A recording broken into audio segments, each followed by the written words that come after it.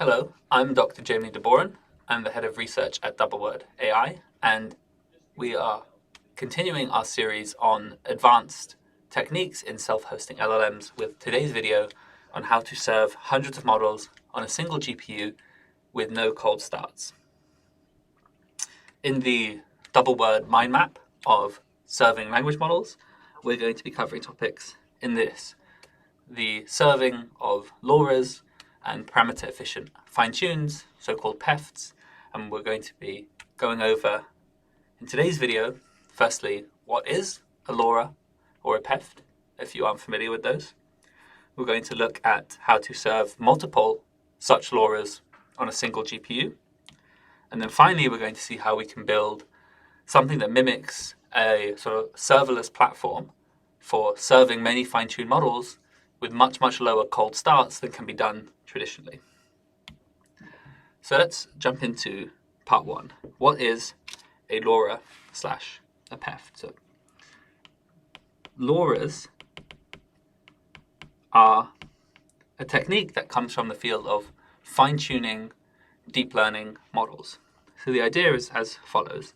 Deep learning models often come with so-called linear layers. Linear layers are just matrix multiplications that we acting on some sort of vector, and we're going to represent that with a square. This represents some sort of transformation.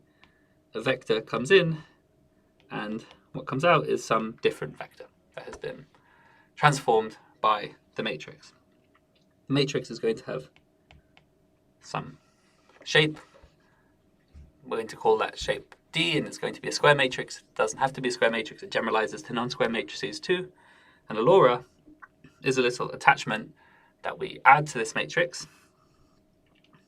where it gets a copy of the incoming vector. We apply some transformation to it that reduces the dimensionality of that vector, restores it to its original dimensionality, and then we add that result to the output, and then this is our new vector. When we train the model, what we do is we freeze these model weights. Sometimes you see in papers they put a little snowflake. You freeze these weights so they do not get updated, and these weights are trainable. This is great at training time because there's a large memory overhead needed to store the optimizer states and gradients of the weights, and if we can freeze these big weights and only train a much smaller number of weights in these LORAs, and we should note that if this dimension, which is sometimes denoted as R, is small enough, then the number of LORA weights will be much lower than the number of model weights. It's not uncommon to see LORAs take up less than 1% of the total size of the model. And so like I was saying, this is great at training time because we're only storing these expensive gradients and optimizer states for 1% of the parameters, and most of the parameters are fixed. So this is great for low-cost training, and this is seen in this is part of the quite well-known at this point Q-LORA training scheme. In this case, the Q means these weights are quantized, so they're stored in some reduced bit width, like 4-bit precision, and we're using LORAs as the trainable attachment to the model. Now, LORAs aren't unique in this sense, in this ability. There are lots of other so-called PEFTs, which stands for parameter-efficient fine-tunes. LORAs is the most common one. There's adaptations like DORA. There's slightly different methods like IA3, and there's really like thousands of ways you could imagine isolating a subset of parameters and only training those in order to get your adaptation. And in general, this works pretty well. I think it's probably relatively widely accepted that it's not as effective as full fine-tuning, so fine-tuning the full set of parameters in the model, but in a lot of use cases, it can get very, very close to full fine-tunes, and that's good enough in most cases. That's good enough for a lot of cases to get pretty close, and you end up saving a lot of resources at training time. And Traditionally, what happens when you have a single LoRa is we merge it back into the model itself. So we take this, which is kind of like an SVD of a matrix. We can contract it to recreate the full matrix, so sort of undo the low rank partitioning of the matrix, and then add that back into the original matrix, and now we have a completely zero overhead inference time system. So we trained with these LoRas, we merged them back into the model, and now we have a model that runs exactly as fast as the original model did. So that's a pretty ideal system if you are serving a single LoRa. You have this efficient training, and then you have zero overhead inference, and that was sort of part of the appeal of the original LoRa paper was to have this zero overhead inference system. But actually, if you are in a company that is self-hosting language models, there might be dozens of applications that need fine-tuning. Each get their own LoRa. So, for example, anytime there's like a unique set of tools, a unique database to interact with, a unique API that the model has to interact with, you might consider fine-tuning the model. And so within a company, there might end up being dozens or hundreds of fine-tuned models. I mean, just think of the number of models that OpenAI are now putting out, models optimized for chat and ChatGPT, models optimized for reasoning and tool use and things like that. So it's becoming increasingly apparent that fine-tuning is likely to be useful in order to adapt models to different situations.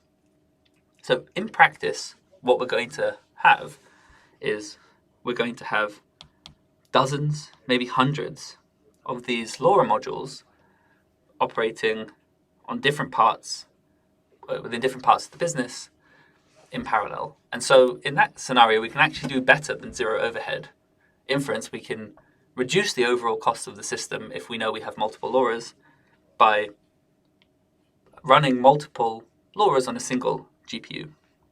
So let's look at this. Let's look at this setup.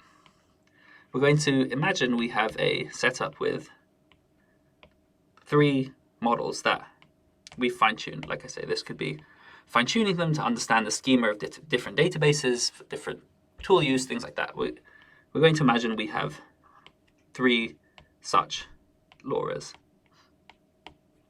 And we're going to use different colors. So this is going to be my first LoRa, this is going to be LoRa 2, and this is going to be LoRa 3. So imagine the original scenario where we're going to serve a single LoRa per model. This is a scenario where you might merge the LoRas back in. So what you're going to have is you're going to have your base model on one GPU, and you're going to have your LoRa attached to it. You're going to have your base model on GPU 2, and you're going to have your base model on GPU 3 with its own LoRa attached as well. So this is the sort of typical scenario that you might imagine. Each LoRa and base model gets its own GPU.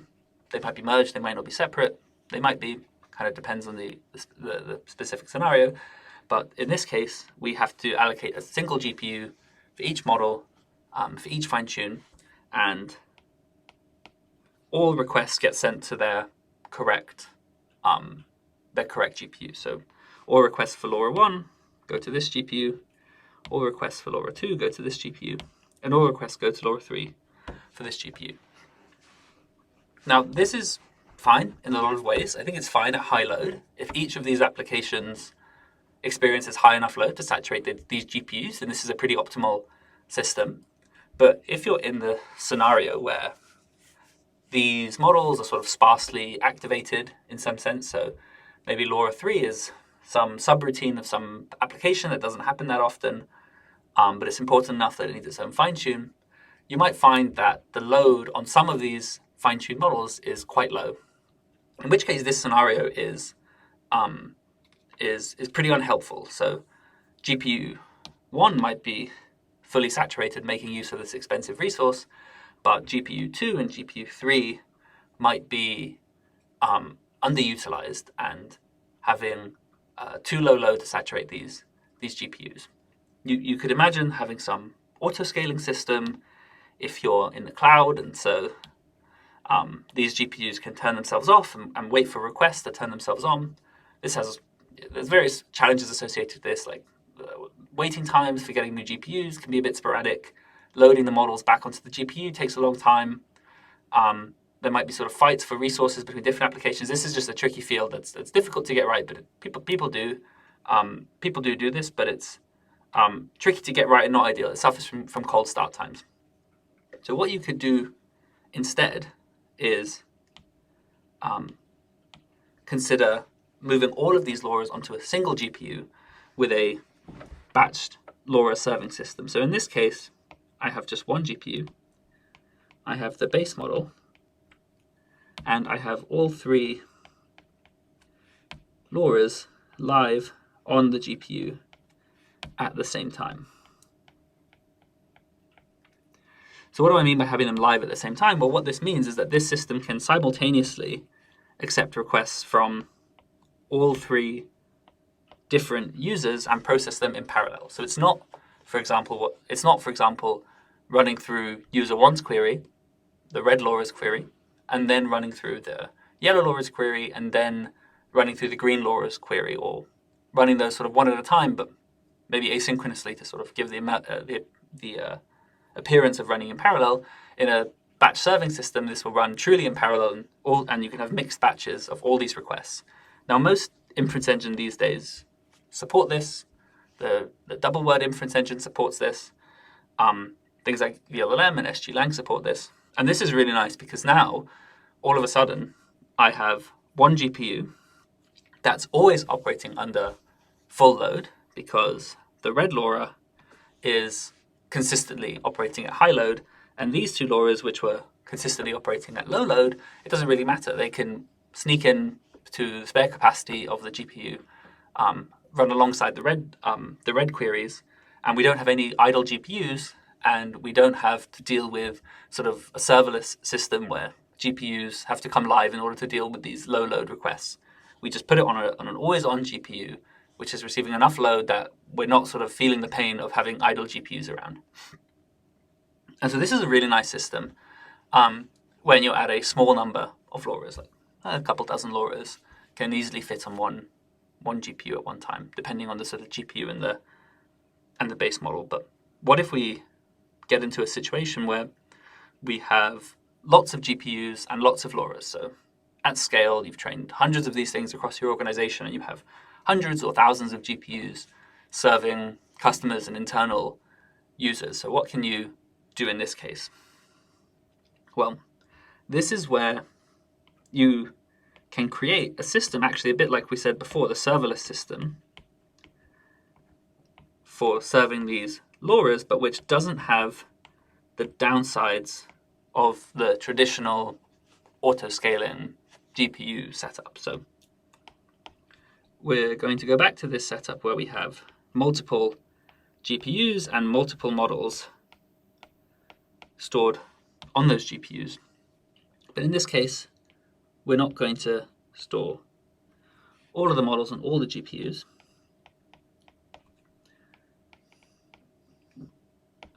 We're going to imagine that maybe we have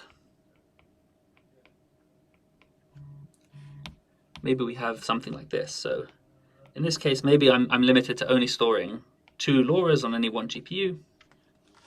So I have a setup like this. So in this case, every LoRa is active on 2 GPUs, but every GPU has some storage associated to it, and in that storage, I'm also storing the remaining LoRas. So this could be disk, it could be CPU, it could be some distributed storage. It doesn't really matter. I have some storage that lets me store all the GPUs in my organization. So this could be hundreds of LoRas. They're quite small, so you can happily sort of store hundreds of these on disk, a few dozen on CPU, thousands and thousands in an S3 bucket or something like that. And so what I can do here is hot swap these LoRas to being active upon a relevant request arriving. So let's say my green application has been idle for a long time. No one's made a call to it in a long time. I can sort of spin down these green LORAs and move them all into storage, so they're not active, and replace them with sort of a more active set of LORAs. Maybe the red LORA is more active in this case. And then when activity increases for these green LORAs, what I can do is quickly move them back onto the GPU. And I can very quickly expand access to these green LORAs because they're so small that moving them on and off the GPUs takes almost no time at all. I haven't had to wait for the GPUs to load. I haven't had to wait for Docker to start up. I haven't had to wait for the base model to load up. I only have to move a tiny fraction of the base model weights on and off the GPU. Like we said, sometimes less than 1% of the size of the base model. And in our testing, for example, if you're doing like a Llama 8B, it can take less than 70 milliseconds to move a LoRa from the CPU onto the GPU and then have it process requests. So this is extremely low overhead compared to sort of all the other waiting times that we've talked about before. And the end result of this system is the ability to rapidly scale models and applications in a sort of serverless manner, insofar as like you just send in a bunch of requests and it will spin up across multiple GPUs, handle the requests, and then those LoRas will spin down and deal with the requests from the other LoRas as they come in. And this system overall has almost no cold start times because the only thing you're moving on and off the GPU with are these very small LoRas. So you can see how this is actually quite similar to the setup we had at the start. But now when requests for an otherwise unused application like the green application come in, we don't wait for a GPU to load, we don't wait for Docker, we don't wait for the base model. We just load up the LoRas almost immediately and can start serving them straight away and seeing the response straight away. And so having these statically allocated GPUs but dynamically allocated LoRas seems like the right way of serving thousands of fine-tuned models across an organization if they've been fine-tuned with parameter-efficient fine-tunes. And it's common to have this sort of functionality with LoRas, slightly less common with these other parameter-efficient methods, but that's sort of a work in progress across the inference field. So to summarize what we've looked at today, we looked at what is meant by the term LoRa or PEFT. These are tools for fine-tuning models more efficiently. We looked at how we can serve multiple LoRas on a single GPU to go beyond the zero overhead inference time performance that LoRas were designed for. And then finally, we looked at a system of designing serverless LoRa serving tools for dealing with dynamic applications that look a lot like serverless GPUs but have much lower cold start times and remove a lot of the overheads from that process. So thanks for listening, and stay tuned for the next video in order to learn more about advanced tips and tricks for self-hosting LLMs.